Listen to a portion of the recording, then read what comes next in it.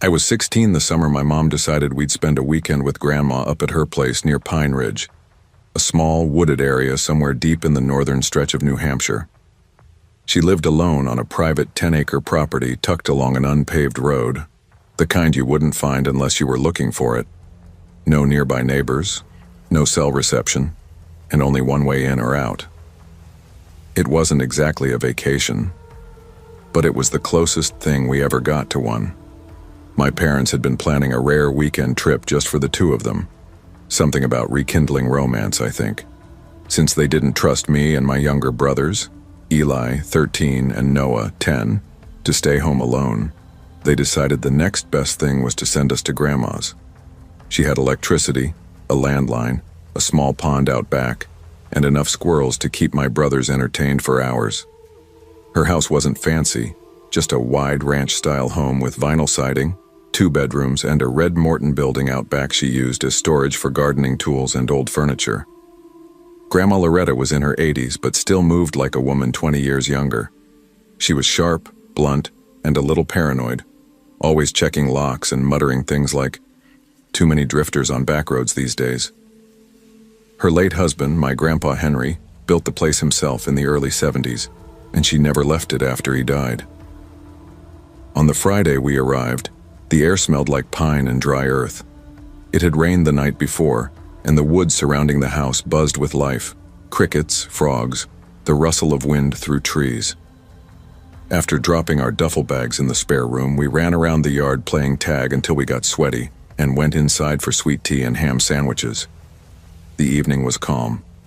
We played basketball on the half-court Grandpa had put in decades ago. The backboard leaned a little now, but it was solid enough to shoot hoops till the sun dipped behind the treetops. I remember how orange the sky looked that night, like it had been dusted with copper. One of those oddly peaceful moments you don't know you're going to remember until long after it's gone. At dinner, Grandma made chicken pot pie and peach cobbler. Noah went for seconds before anyone else had even touched their food. "You're gonna eat me out of house and home, boy," Grandma said, nudging his plate with a grin. "I'm growing," Noah replied with a full mouth. We laughed. Everything was normal. After dinner, I went upstairs to the loft where Grandma kept an old TV and our favorite GameCube. Eli followed me. We played Super Smash Brothers for maybe an hour when Grandma called up to me. "Wyatt, come down here a second." I thought maybe she needed help locking up or forgot where she put her glasses again. Instead, she met me at the bottom of the stairs, pointing out the dining room window with a strange look on her face. "You boys left the Morton door open," she said. My eyebrows pulled together. "We didn't even go in there." "Well, the light's on and the door's wide open. Go look." I stepped to the window. Sure enough, the side door to the Morton building was unlatched, swaying just slightly in the breeze. The bulb above it buzzed, casting a weak yellow cone of light. "Noah," I called upstairs. "You go in the Morton today?" "No," he called back. I looked at Grandma. "You sure you didn't open it?" "Of course I'm sure. Why would I?" A cold twist crept into my chest. "You think someone broke in?" She looked nervous now, her hand fluttering to her throat. "I hope not." "I'll go check it," I said, heading for the front door. "Wait," she snapped. "Don't go out there alone. I'll just yell if anyone's inside." "No, Wyatt, don't." She stepped between me and the door, tugging my wrist. Her eyes were wide and shiny now, reflecting the porch light. "Please don't." Her reaction threw me off. Grandma wasn't dramatic, she was practical. So her trembling voice struck a nerve in me. Okay, I said slowly. "We'll call the cops." She nodded, reaching for the landline while I kept watch from the window. The Morton building looked like any other shed, but suddenly it felt menacing. As Grandma shakily explained the situation to the dispatcher, I spotted something, or rather someone, just outside the porch steps. A man, just standing there. No sound, no movement, just standing. He wore a dark hoodie with the hood up, hands hanging at his sides. I couldn't see his face, It was too shadowed. I froze and instinctively whispered, "Holy shit." "What? What is it?" Grandma asked, her voice rising. "There's a guy, right at the porch steps, just standing." She dropped the phone, leaned over me, and gasped, "Oh my God. Oh my God." She yanked the phone back, voice frantic now. "He's here. He's standing at the porch. Please, someone." My hands balled into fists. "I should go out there." "No," she screamed, grabbing my arm. "Wyatt, don't you dare." "He's just standing there, Grandma. He's not even trying to break in. I don't care. He could be crazy or high or armed. You're not going out."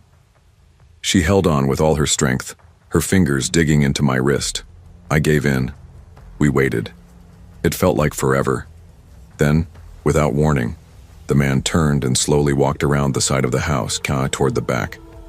"Crap, he's going around," I said, and we all darted through the house, looking through every back-facing window. We followed him with our eyes until we lost him. He vanished into the trees. By the time the sheriff arrived, a tall, weary-eyed man named Deputy Carver, we had nothing concrete to show him. "Didn't see his face?" Carver asked, making notes. "No," I admitted. "He stayed in the shadows." "Didn't try to get in?" "Not that we saw." He checked the Morton building. Nothing missing, nothing obviously disturbed. Just the door ajar. "Could have been passing through," he said. "Or just a vagrant hoping for shelter." "That's what scares me," Grandma said. "We'll patrol the area tonight, but chances are he's long gone." That didn't make us feel better. Carver left around 9:45 p.m. Grandma insisted she'd sleep downstairs in the den, close to the doors. "You boys stay up there," she said. "I'll keep the lights on." We didn't argue. Back upstairs, we tried to lose ourselves in the GameCube. Noah kept asking, "What if he comes back?" And Eli shushed him. At 10:12 p.m., a scream ripped through the house. "Wyatt!" It was Grandma. We bolted downstairs, hearts in our throats. She stood near the den couch, pointing toward the small office next to it. "He's in there. I saw him." "What?" "I was laying down and I saw the door creak open and he walked in. I swear it." Without thinking, I rushed to the office and slammed the door shut. Eli and Noah ran up behind me and helped push a bookshelf against it. The house fell silent. Grandma dialed the cops again, hands shaking. When Deputy Carver returned, faster this time, he opened the office door with his gun drawn. There, lying calmly on the couch, was the same man. Same hoodie. Same stillness. He didn't resist.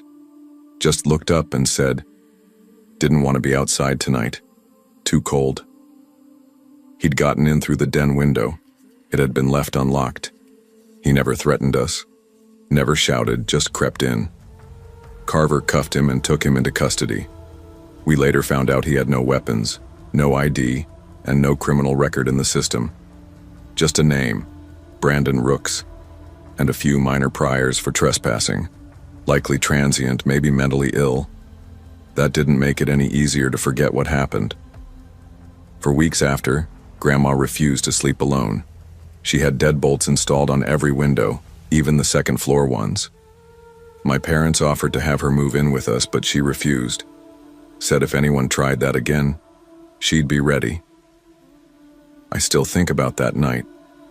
Not because of what happened, but because of what almost did. Because sometimes the real horror isn't violence or death. It's silence. It's a man standing at your porch, saying nothing, just waiting, watching, and knowing he got inside anyway. I never used to be the kind of person who looked over my shoulder. When I was 14, I still had this half-built confidence, the kind you get when your parents let you roam a little more freely for the first time. That summer, my best friend Leah's family invited me to spend a week with them in the Caribbean, in a resort town called Marizul Bay. It was one of those places that looked like a desktop background, clear turquoise water, huge pink sunsets, and that humid air that made every photo look warm and perfect. Leah's mom, Carol, was the sort of woman who wore big sunglasses and gave off calm, moneyed energy. She booked us into this upscale oceanfront hotel called the Sapphire Dunes. 2 queen beds, balcony view, full itinerary. Massages, dinner cruises, snorkeling, that sort of thing. I still remember how it smelled, like sunscreen, rum, and salt. The hotel was beautiful. Open-air lobby with ceiling fans spinning slowly overhead, tiled floors that clicked under your sandals, and friendly staff who greeted everyone with a sing-song "Good afternoon" every time you passed. I felt older there. Not adult, but close. Our 3rd day in, Leah and I signed up for henna tattoos. There was a little booth set up in the shaded courtyard next to the swim-up bar. A local woman named Nalia did the artwork, and she was good. Delicate patterns of flowers and vines that trailed down the backs of our hands. It felt like something from a dream. We were sitting on low stools, laughing about how it tickled a bit when the guy showed up. He didn't say anything, just stood a few feet away, sipping from a tall glass of orange something, sunglasses on, wearing a tank top and flip-flops. Maybe mid-30s. Tan, athletic in the way lifeguards are. He wasn't outright staring, but he wasn't not staring either. "Must be bored," Leah whispered. "Maybe he wants a tattoo," I joked, but my voice sounded off even to me. A little too light. Nalia must have noticed him too, because she said something to him in her island accent. He just smiled and walked off toward the pool deck. I didn't think about him again. Not really. Plenty of people passed by the tattoo stand. It wasn't weird. But I wish I had trusted my stomach more. We finished our tattoos around 4 p.m., and Carol told us to head back up to the room to get ready for dinner at the Italian place down by the beach. Leah wanted to grab something from the gift shop, so I said I'd head back alone and take a shower. There were 2 ways back to our room: outside, around the pool deck and up the back stairwell, or inside, past the row of little boutique stores and up the elevator near the lobby. The inside route was cooler, less crowded, so that's what I chose. I took my time walking past the stores. There were families still in wet swimsuits, sunburnt tourists browsing for t-shirts, and this tall man playing the steel drums in the corner.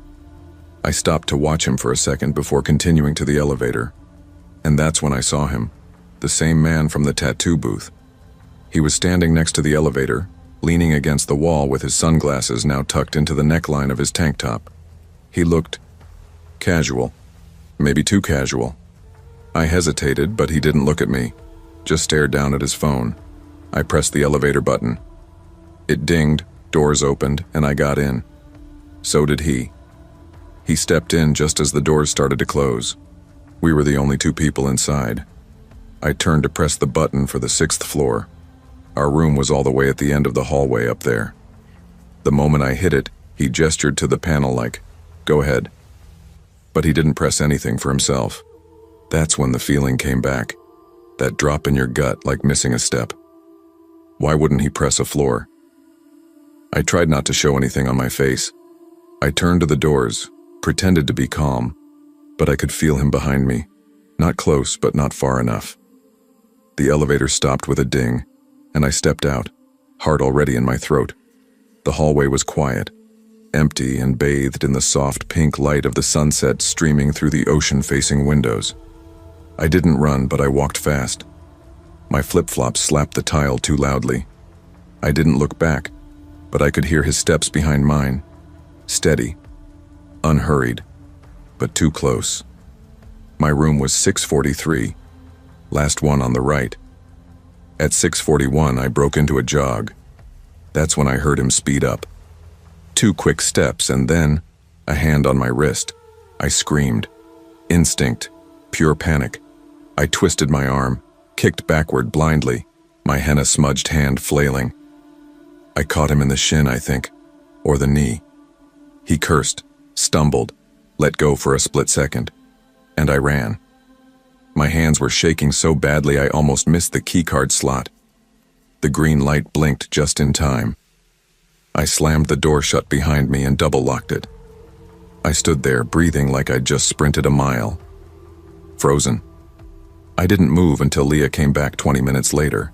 Carol called hotel security. They came up, took a statement, wrote everything down. I was still shaking when I gave the description: height, age, tank top, glass in hand. The hotel staff acted fast. They checked the security footage, combed the lobby, and eventually found him, down at the beach bar watching another group of younger girls. They detained him, and we found out later that he wasn't a guest. He'd been sneaking in off the beach. The police were called. He had no ID on him, no room key. Turns out he'd been seen hanging around the hotel for 2 days. One of the boutique workers remembered him asking weird questions. He was taken away in handcuffs. They said he had done this before, not just here. Other resorts, other places, always targeting girls alone. We spent the rest of the trip mostly inside the room or with Carol glued to our side. I didn't go near the beach alone again. I barely slept. It wasn't a nightmare. It was just a guy. Just a hotel. Just a second of walking alone. I think about that trip every time someone says, "You're overreacting," because I wasn't. I reacted just in time, and I learned that the ocean isn't the only thing that looks beautiful while hiding something dangerous underneath. I never really liked mountain vacations. I'm more of a beach guy. Give me heat, give me waves, maybe a beer and a plastic chair in the sand. That's my speed. But my wife, Lena, she grew up around hills and evergreens. Her parents took her on camping trips every summer. Wood cabins, long hikes, fire pits, the whole nine. So when she found this hidden gem resort tucked in the pines about 4 hours north of us, I went along with it. A long weekend in the mountains. Just us. No phones, no work, no neighbors. It sounded nice in theory. We left on a Friday morning, driving Lena's beat-up Subaru through winding forest roads. The place was called Willow Pines Lodge, a rustic, family-owned resort that had been running since the 1960s. They had updated it here and there, modern plumbing, decent beds, but everything else kept that vintage charm. We saw photos online, cabins with wood-beamed ceilings, fireplaces, pine trees as far as the eye could see. What really sold Lena was their Couples Escape weekend package. They hosted it once every few months. Adults only, no kids, limited bookings. Lena read me the itinerary on the way up. Gourmet dinners, live music, fireside wine tastings, yoga at sunrise. I didn't say much. I didn't want to ruin her vibe. We got there around 2:30 p.m., the sun casting sharp lines through the branches.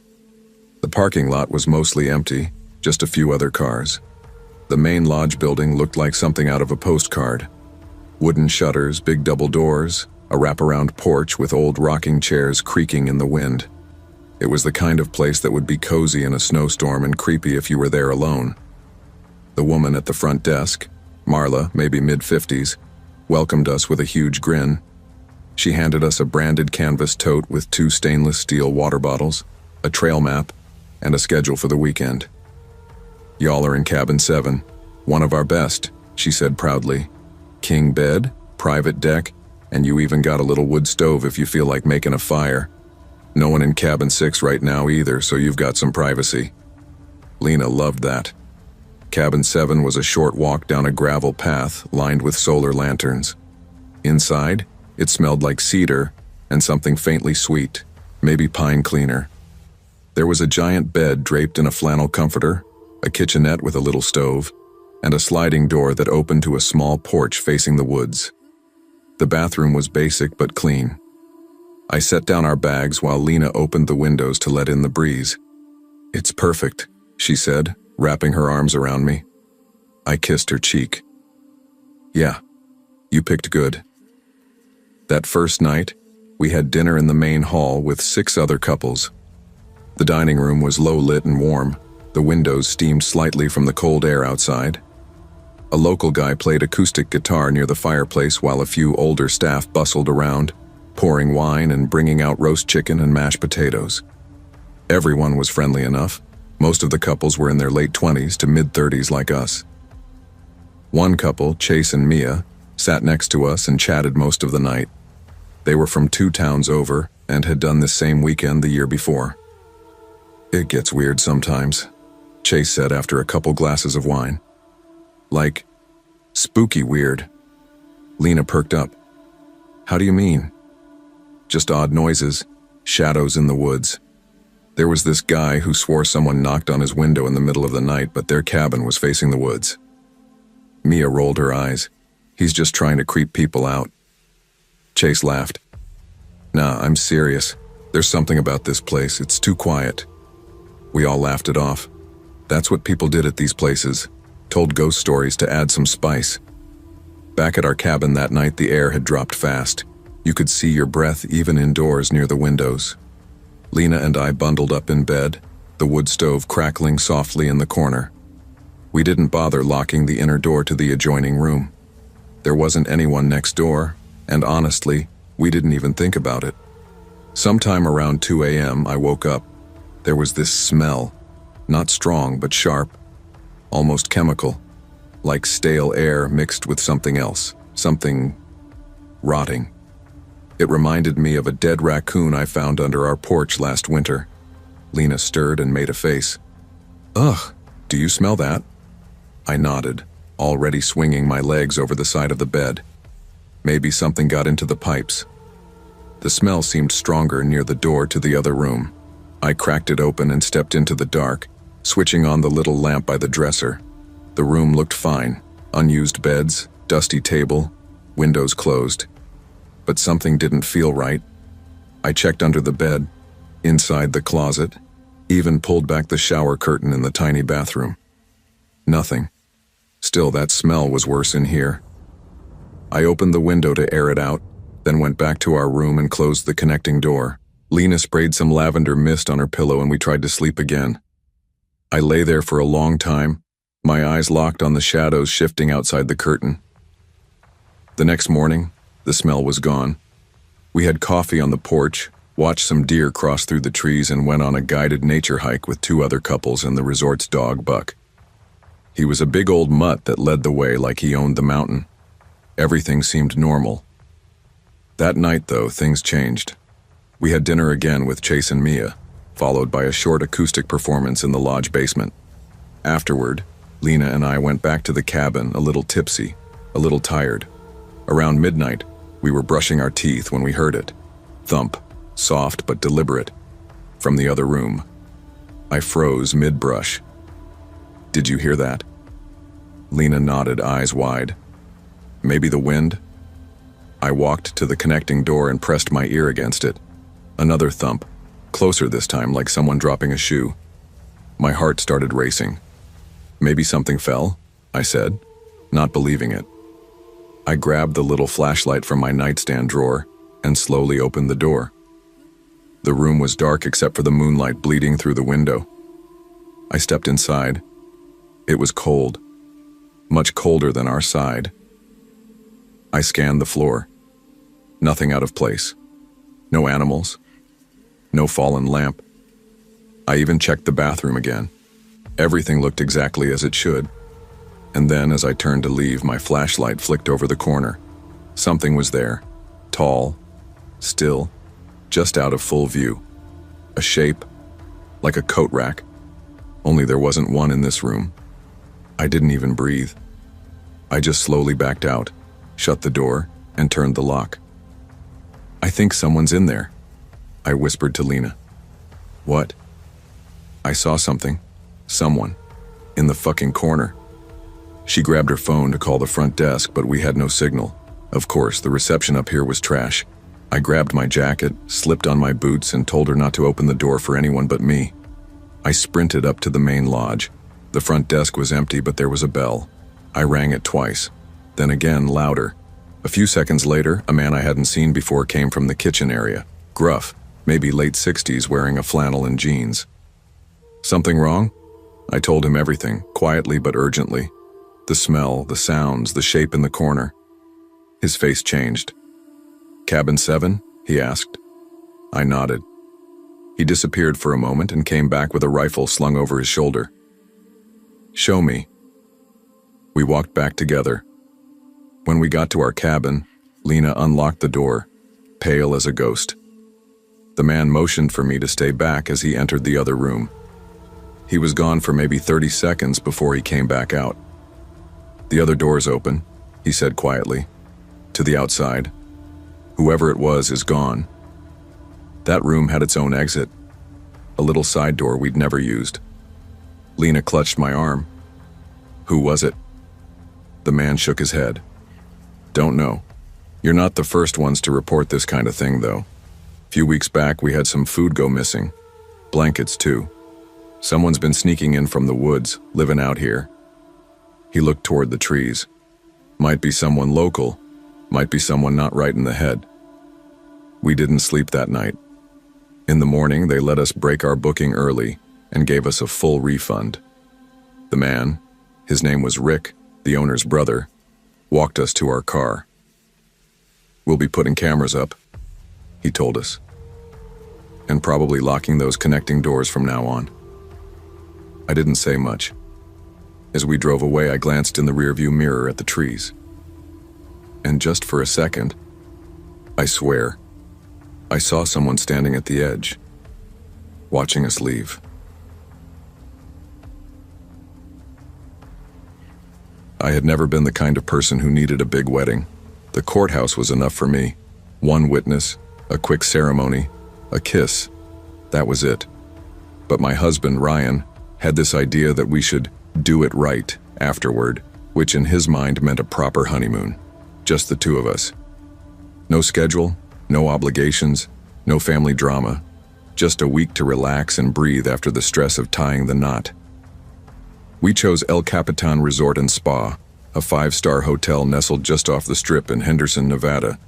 Not as loud or flashy as the ones downtown, but still close enough to feel part of the chaos. It had a reputation for elegance and privacy, the kind of place celebrities stayed when they wanted to disappear. Ryan had found a discounted rate on a luxury honeymoon suite. Marble floors, king bed, balcony with a skyline view, and even a whirlpool bathtub. He was excited, practically giddy, when we pulled up in our rented Hyundai. I was just relieved we'd made it out of Phoenix without killing each other. We checked in just before sunset. The lobby smelled like citrus and eucalyptus, and soft jazz played over hidden speakers. A young woman with perfect teeth handed us our keycards and congratulated us with a little too much enthusiasm. I chalked it up to customer service training. Elevator up. Floor 9, room 943. The moment the door swung open, I felt it. Something was off. Ryan went straight for the curtains to look at the view. I stayed frozen in the doorway. A smell, stale, sour, and deeply wrong, hit me so hard I instinctively turned my head. It wasn't the usual hotel funk, not body odor, not mildew. This was heavier, almost like something rotting, but faint enough that you could tell someone had tried to mask it. "Do you smell that?" I asked. He was fiddling with the blinds. "Huh? I mean, yeah, it's not great. Maybe the AC?" He walked over to the vent and sniffed. "Or the carpet. They probably just cleaned it or something." I said nothing, wheeling my suitcase into the corner and sitting on the edge of the bed. That's when I noticed it again, stronger. It came in waves, almost like it lived in the walls. I touched the nightstand. Sticky.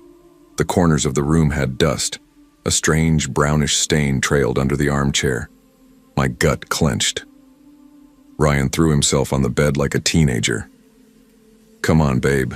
It's not that bad. Give it a few minutes. We've been in the car for 6 hours. You're just sensitive."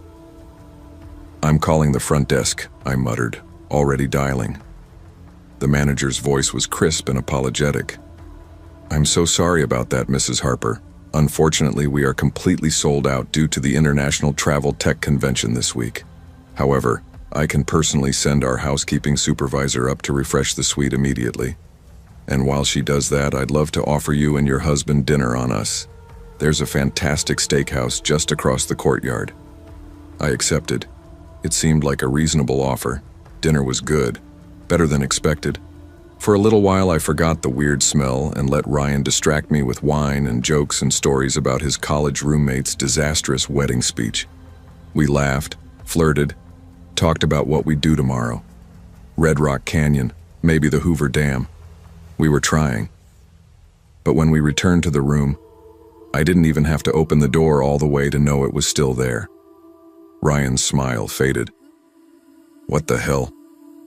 We stepped inside and the smell was stronger, sharper, now with a metallic undertone, like rust or blood. He shut the door and looked at me. Okay, that's disgusting. They didn't do a damn thing. I stared at the pristine white bed sheets, the fluffed pillows, the lemon-scented air freshener sprayed in a desperate haze near the vents. I want to leave, I said quietly. Ryan paced. They said everything's booked, remember? Let me call and raise hell, they'll have to find something. 10 minutes later, he hung up, clearly frustrated. Nothing. Not one room in the city. He said even the low-end motels are full. They offered to clean it again. I sat down and pulled my knees to my chest. It's not dirty, Ryan, it's wrong. Like it's coming from inside the walls. We opened every drawer, checked the fridge, looked under the bathroom sink. Nothing. But the smell was still there, clinging to the air like smoke. We left again, walked around the casino level, grabbed coffee, tried to push it out of our minds. I didn't want to admit how unsettled I felt, like something was watching us. When we returned to the room the second time, Ryan slammed the door behind us. Number, that's it. I'm tearing this place apart. He started with the vents, stood on a chair and stuck his head inside. Then the minibar, then the closet. He pulled up the bathroom mats, even opened the toilet tank. I didn't want to help, but I couldn't sit still anymore. I peeled back the bedspread, then the top sheet. Everything looked clean, white and flat and boring. Then something caught my eye. A faint black smudge on the edge of the box spring, almost like soot. Ryan, I called, my voice thin. He came over. What is it? I don't know. I pulled the mattress with both hands. It was heavy, but it shifted just enough to expose the side of the box spring. And then we saw it. A hand, pale, waxy, and swollen, wedged between the box spring and the frame, fingers curled like a dead spider. The wrist was bloated and dark, and the arm vanished into the wooden frame as if someone had shoved it there violently and then given up halfway through. I screamed. Ryan stumbled back. For a moment, neither of us moved. Then he grabbed my arm. Call 911. Now. The next few hours were chaos. The hotel evacuated the entire floor. Police, detectives, EMTs, crime scene tape, cameras flashing. They found the rest of the body crushed inside the bed frame, wrapped in a stained blanket. A woman in her 30s. No ID. No missing persons match. The coroner said she'd likely been there for at least 5 days. The previous guests had complained about the smell, but no one investigated deeply, just assumed it was the drains. The mattress had muffled the worst of it. Housekeeping had changed the sheets multiple times, not realizing what they were making up the bed over. Ryan and I gave our statements. They moved us to another hotel that night, gave us a police escort. We didn't sleep, we didn't talk. We just laid on top of the covers in silence until the sun came up. I canceled the rest of the trip. We drove back to Arizona that afternoon. The hotel offered us a full refund and a lifetime free stay, like we'd ever go back. Weeks passed. They never found out who she was. No one claimed her. No news coverage. Just a quiet death, hidden under other people's vacations. Ryan and I never really recovered from it. Every hotel room we walk into now, we smell everything. We check under every bed, behind every curtain. He's quieter than he used to be. I wake up sometimes thinking I still smell her. They say your honeymoon is the start of everything, the beginning of your life together. For us, it was the first time we realized something real. Sometimes horror doesn't creep. It doesn't stalk. Sometimes it just waits, beneath a bed you've already laid on.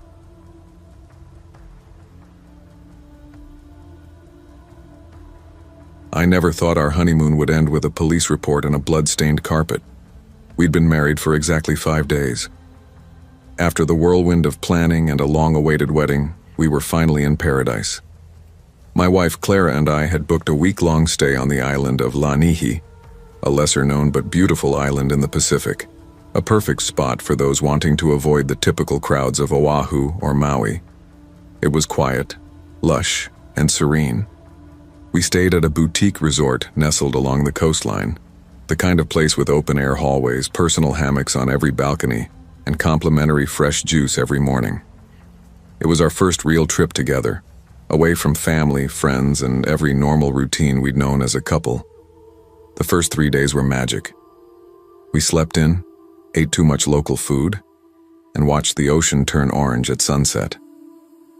I remember thinking how lucky I was to be married to Clara, how she looked in the sunlight, the tiny freckles on her shoulder, the way she bit her lip when reading the map of nearby hikes. On the 4th day, everything changed. It started on the beach. That morning, we'd walked to a nearby public shore just 10 minutes from our hotel. The sand was hot, the water was warm, and the breeze was steady. We brought a small cooler with juice, fruit, and a couple of cold beers. I laid back while Clara walked down the shoreline to take some pictures for her Instagram. She came back smiling. "You look half dead," she teased, nudging me with her foot. "I'm in vacation mode. This is how I recharge," I said, eyes still closed. Clara laughed and tossed her towel next to mine. "I'm gonna use the bathroom, be right back." I cracked an eye open and gave a lazy thumbs up. 10 minutes passed. Then 15. I glanced toward the bathrooms, shaded behind a cluster of palm trees. I could see people milling about, a family with 3 kids, a guy doing yoga near a boulder. But no Clara. Just as I was about to get up and check, she reappeared, walking fast. Something was off. She knelt beside me and whispered. There was a man standing by the women's restroom. He was just staring. He didn't say anything, but he watched me walk in. And then when I came out, he stepped in front of the path like he wanted to block me. My entire body tensed. "What? Are you okay?" "I'm fine." 2 other women came up behind me going in, and he sort of moved to the side. I just walked fast and didn't look back. I sat up, now fully awake. "What did he look like?" Clara turned to look back toward the bathrooms, but the man was gone. He was tall, white, I think, long hair, kind of messy, wearing a red shirt. I didn't want to stare long. We packed up right away and headed back toward the hotel. As we walked the beach path, we spotted a police officer on a bike patrol. Clara told him what happened, and he listened, took down some notes, then assured us he'd patrol the area again soon. We tried to shake it off. Maybe it was just some weirdo. Harmless. We were on our honeymoon. We weren't going to let a creep ruin it. That night, we dressed up for dinner.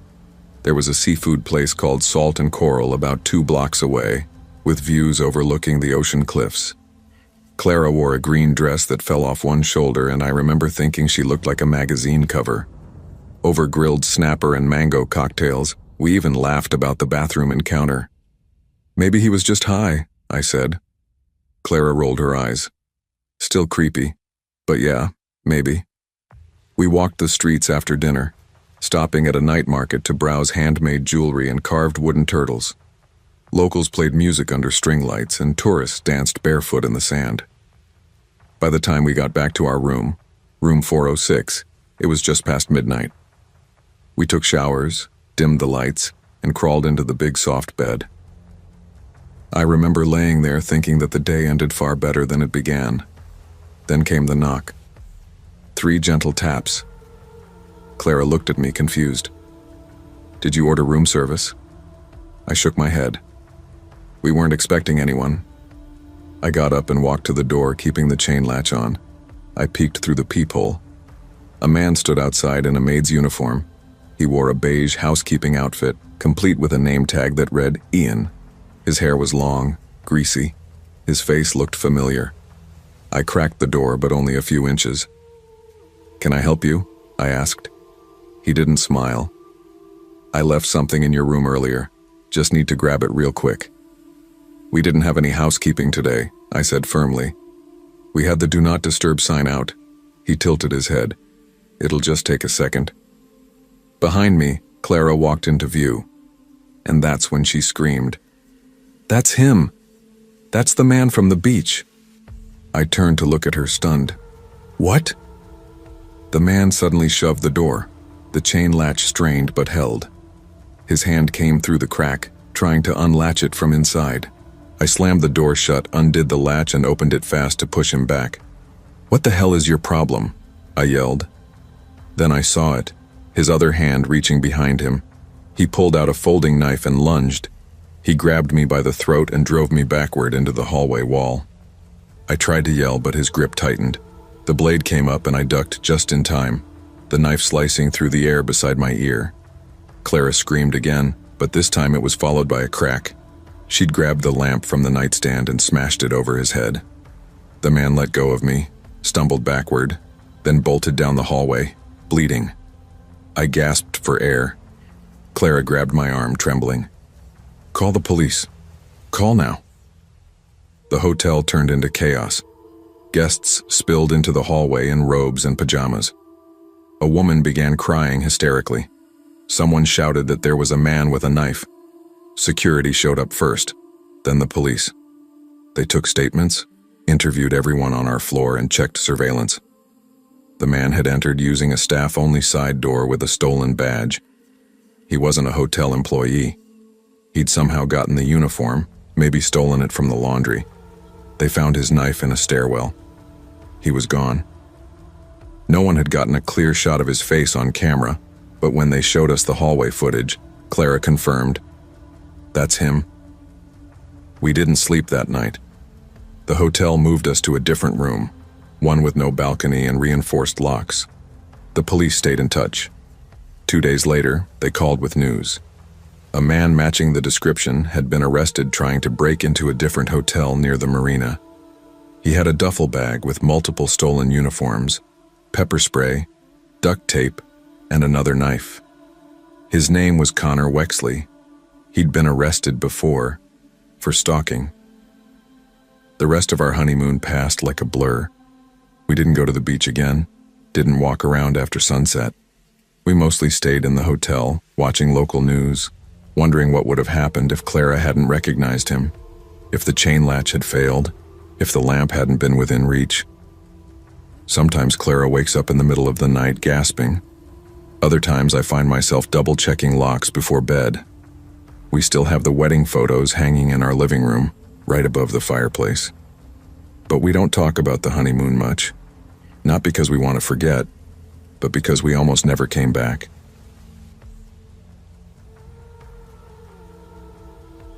I never liked driving at night, especially with my family in the car. But money was tight and every dollar saved counted. We were on day 2 of our road trip from Edison, New Jersey to Orlando, Florida. My wife Marissa, our son Josh, who had just turned 11, our daughter Emma, 6, and me, Dylan. The plan was to do the trip in 2 parts, stopping overnight halfway through. But after shelling out more than expected on food and gas the first day, I figured we'd just push through and make it to Florida by morning. That would save us a hotel bill and get the kids to Disney a day earlier. It was around 10:50 p.m. when we crossed into Georgia. We had just passed the Welcome Center, and the kids were finally asleep in the back.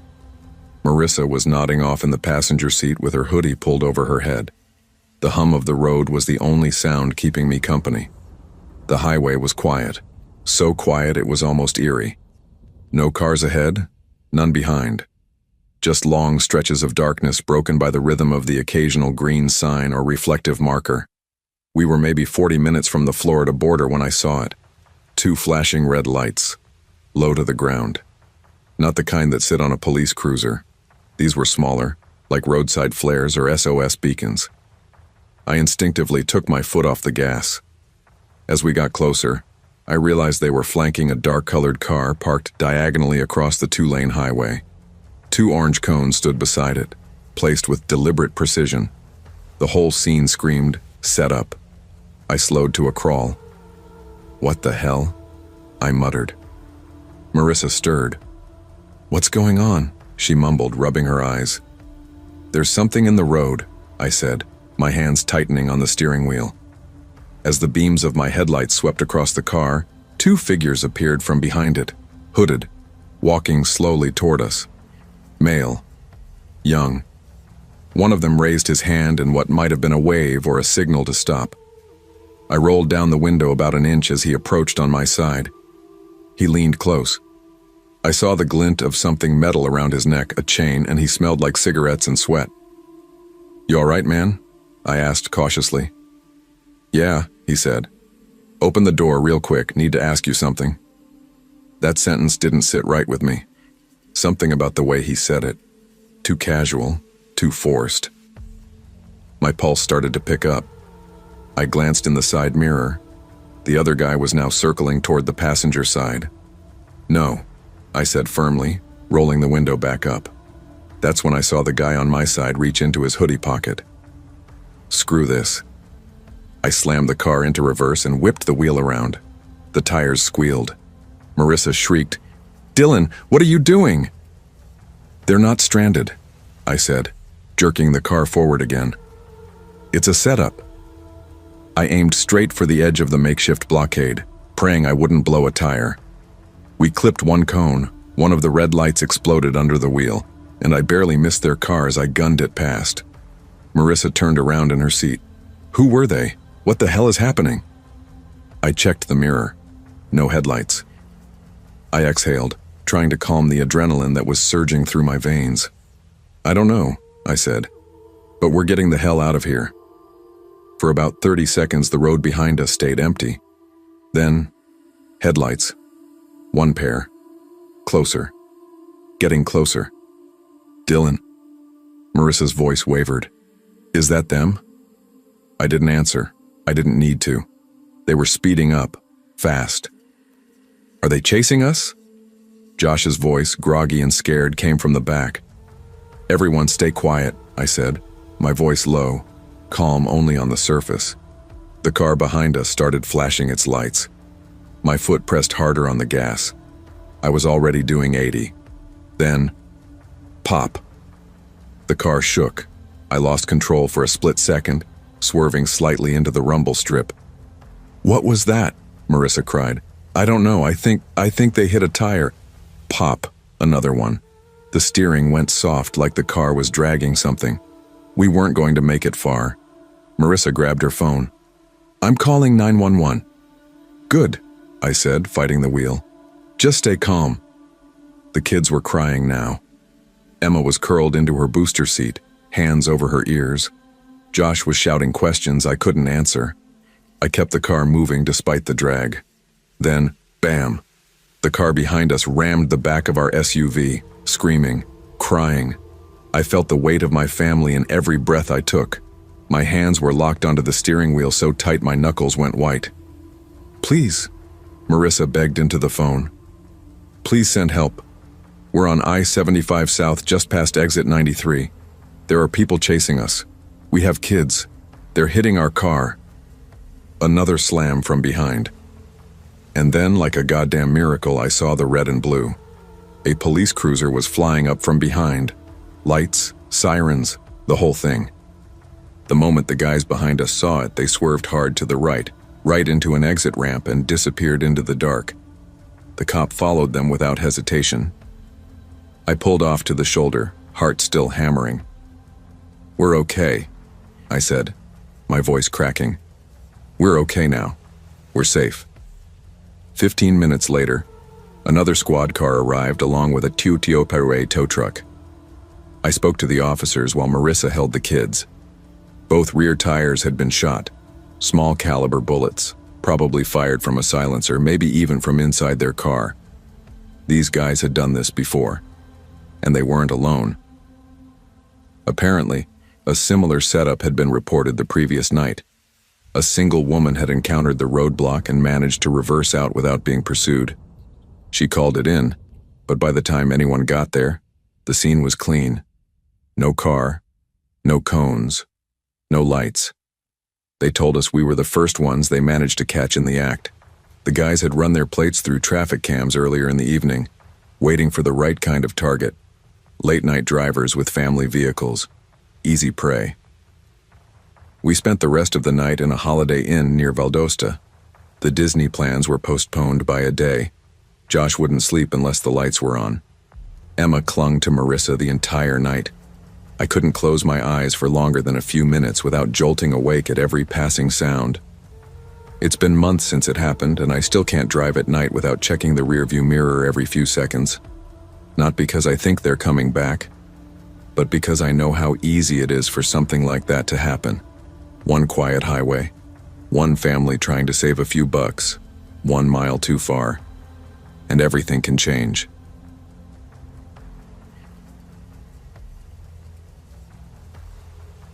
I used to think of vacations as the safest form of escape. You save up, plan ahead, choose somewhere sunny, and pretend, for a few precious days, that nothing can go wrong. That illusion shattered the summer I turned 27. Ayan and I had been together for almost 4 years by then. We'd gotten engaged that spring, nothing extravagant, just a simple proposal on a hike, just us in the mountains. We decided we wanted to take one last trip before wedding stress took over, somewhere warm, quiet, away from everything and everyone. Ayan found Isla Perdida by accident.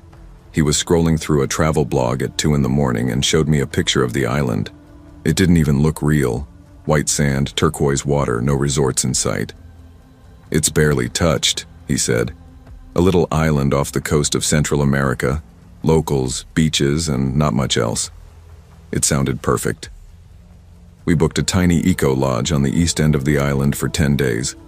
No AC, no Wi-Fi, just ceiling fans and mosquito nets.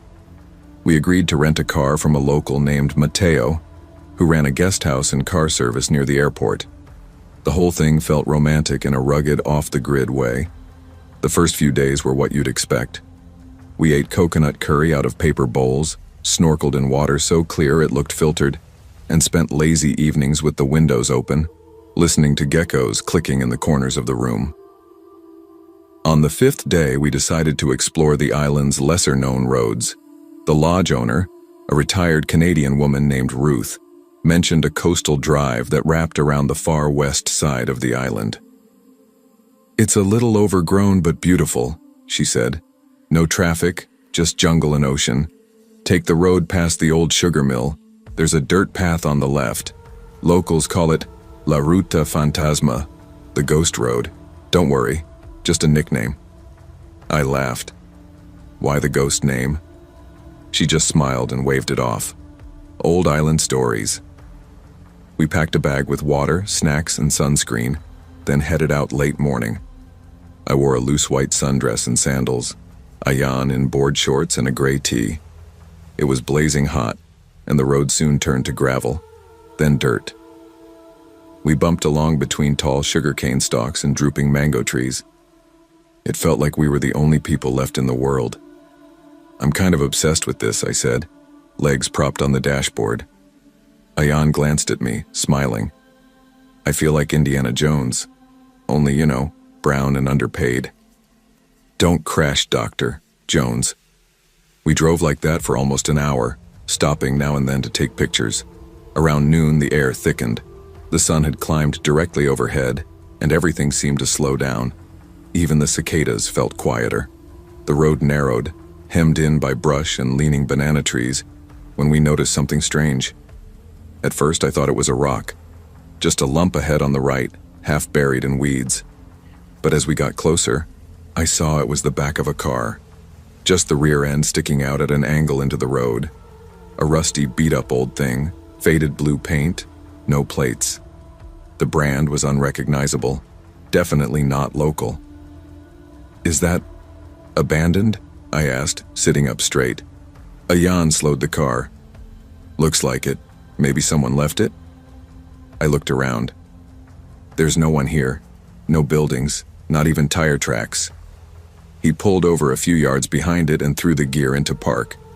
"Wait here," he said. "Why? Don't be weird." "I'm not. I just want to make sure it's empty. Sometimes people sleep in these things. Or worse, someone could be hurt." I didn't love the idea, but I stayed put. He stepped out, shielding his eyes from the sun. I watched as he approached the car slowly, peering through the dusty windows. He circled it, bent down, then suddenly jumped back, almost like he got shocked. That's when I opened my door. "Ayan?" I called out. "Stay there." "What? What's wrong?" He didn't answer right away. Instead, he crouched again, bracing a hand on the roof for balance, and looked underneath the car. I walked toward him, sandals crunching on gravel. "Maya," he said low and sharp, "please get back in the car. Now." But I was already next to him, heart pounding. "What is it?" He looked at me, eyes wide, and said nothing, just pointed under the car. I bent down, and I wish I hadn't. There were 2 men lying on their stomachs beneath the car, both of them holding long machetes. One had blood smeared across his shirt. Between them was a 3rd man, face down, unmoving. Blood pooled around his torso. His arm was twisted behind his back. Dead. He was definitely dead. I couldn't breathe. The 2 men under the car looked up at us at the same time, slowly, as if waking from a nap. Their faces were blank. No panic, no fear. Just dull recognition, like we were the mailman or someone they expected eventually. Ayaan grabbed my arm hard, too hard, and pulled me backward.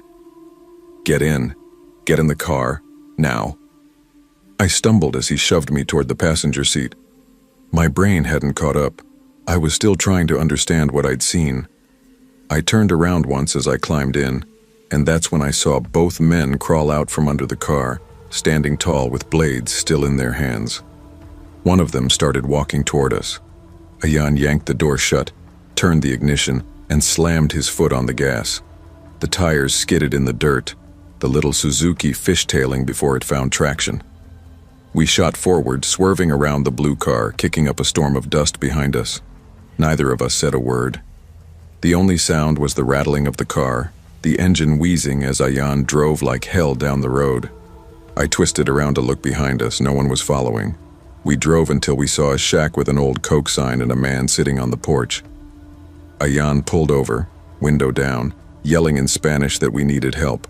The man stood up slowly, walking toward the car, and asked us something in return. I don't speak Spanish well, but I caught enough to understand. "What did you see?"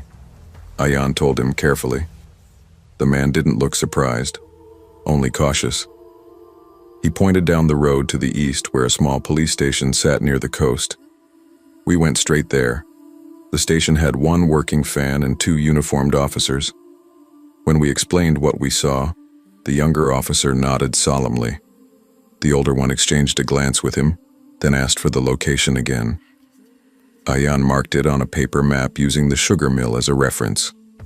They told us to return to our lodge and not go back down that road. They would handle it, that was it. No report, no statements taken, no follow-up. Back at the lodge, we packed our bags that night. Ruth didn't ask why. We must have looked haunted. She just helped us book a ferry off the island for the next morning. We never heard anything again. No news reports, no calls. Not a single update from the police, even when we tried emailing them a week later. The murder, the men, the machetes, none of it ever appeared in the headlines. It was as if it hadn't happened at all. Ayaan doesn't talk about it. He threw out the clothes he wore that day and won't even keep pictures from that trip. As for me, I don't feel like the same person anymore. Something changed in me when I saw those eyes under that car. That quiet look of "you shouldn't be here." That blood. That dead man between them. We were just tourists, just passing through. But some roads don't forgive trespassers, and some islands don't want to be seen.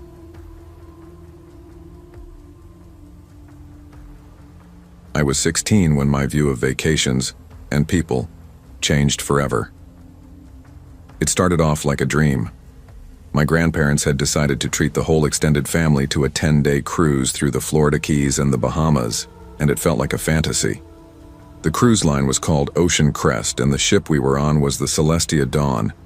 It was one of those giant, glitzy vessels that felt more like a floating city than a boat. 12 decks, 5 pools, a small theater, nightclubs, endless restaurants. There were 13 of us altogether. Me, I'm Isla. My older brother Tyler, 20. My younger brother Dylan, 14. My sister Maya, 18. And her boyfriend Jordan. My mom and dad. My Aunt Claire and Uncle Sean. My 2 cousins Penny and Leo. And of course Grandma Helen and Grandpa Rick. Since the cabins were technically assigned by number of adults, My brother Tyler and I weren't supposed to share a room. But Tyler got his own cabin and claimed our dad was staying in it with him and no one really checked. So I got to stay with him. We figured it was fine as long as we didn't leave obvious evidence, like my makeup bag in plain view. I loved having that space with him. Tyler was my favorite person in the family. Smart, funny, protective without being smothering. He never treated me like a kid. We spent a lot of the first few days together, eating at the buffet, exploring the ship, swimming in the saltwater pools on Deck 10. At night, he'd go out to one of the adult lounges or bars, and I'd usually crash early or hang with Maya and Jordan. But on the fourth night, things changed. Subtly. Quietly. And I didn't notice it until it was too late. Day 4, the man at the wall. It started in the ship's nightclub. Yeah, I know, I wasn't technically allowed in. You had to be 18 to enter, and I was 16. But I looked older for my age, and I had borrowed Penny's cruise ID since she wasn't going out that night. She was 15 but short, and very obviously not me. No one questioned it. Tyler was already in the club when I slipped in through the side. The music was loud, some pop remix thumping over the speakers, and the place was dimly lit with those blue and purple club lights. Tyler waved at me from the bar, drink in hand. I wasn't drinking. I just wanted to dance a bit, soak in the fun. But before I even made it across the room, I felt something off. You know that sensation you get when someone is staring at you? Not glancing, staring. Unbroken and deliberate. That tight pull in your chest that's not fear yet, but discomfort. I turned my head, slowly scanning the room. He was sitting alone by the back wall, thin, pale, with thinning dark hair and a wrinkled linen shirt. He looked like he could have been in his late 40s, maybe older. He had one hand around a drink, the other resting oddly still on his knee. And his eyes were locked on me. I thought maybe I was imagining it. So I moved to the left. His head turned, then to the right. His gaze followed. My skin prickled under the soft lighting. There was nothing casual about it. His expression was blank but focused, like I was something he had picked out from a lineup. I walked over to Tyler, pretending like nothing was wrong. "You good?" he asked, raising an eyebrow. "Yeah, just hot in here," I lied. After about 10 minutes, I leaned in. "Hey, I'm gonna go find Maya and Jordan. I'll see you back in the room?" He nodded. "You sure?" "Yeah," I said. "Text me if you leave early." By the bar, I found Maya and Jordan outside the nightclub at the Martini Bar. They were sipping drinks, laughing at something, legs tangled under the bar stools. I sat beside them acting normal, but my heart was still jittery. I kept scanning the crowd, and then I saw him. The same man from inside the club, now sitting across the bar, alone. Just like before. He didn't even pretend not to be watching me. No drink in hand this time, just those blank, hungry eyes. I gripped my knees, trying to convince myself I was overreacting. "Hey," Maya said, nudging me. "You okay? You look off." "I'm fine. Tired," I said quickly. I didn't tell her. I don't know why. Maybe I didn't want to ruin the night. Maybe I didn't want to sound dramatic. Or maybe, deep down, I didn't think anyone would take it seriously. I left the bar a few minutes later and started back to our room. The hallways of the ship were quiet, lit by soft amber lights. My sandals echoed faintly as I walked, glancing behind me every 10 seconds. No one was there. Not that I could see. The open door. Our room was on Deck 7, midship. When I turned the corner toward our cabin, I saw something that made my stomach drop. The door was open, just a crack.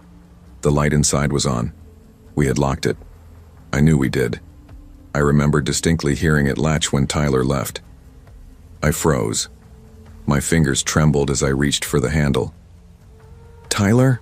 I called softly, pushing the door open with one foot. Silence.